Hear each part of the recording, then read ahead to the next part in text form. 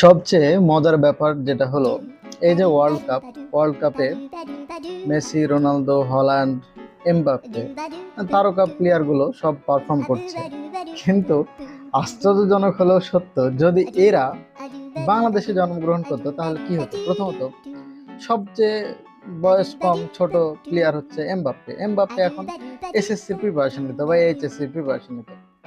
তারপরে এই হল্যান্ড আর এমবাপ্পে এরা কি করতো? এরা কোন রকম দেখা যাচ্ছে যে হয়তো ভার্সিটিতে চান্স পেয়েছে, পেয়ে সিজিপিএ কম এটা নিয়ে চিন্তায় মরে যেত। ঠিক আছে। আর আরো মজার বিষয় হচ্ছে যে ওই যে মেসি আর রোনালদো এরা কি করতো? এরা বুড়ে বেটা, হ্যাঁ, এরা এরা করতো কি যে এরা কোন রকম বিসিএস দিয়ে ওদের সফলতার গল্প বলতে বলতে ফেসবুক ভরায় ফেলতো।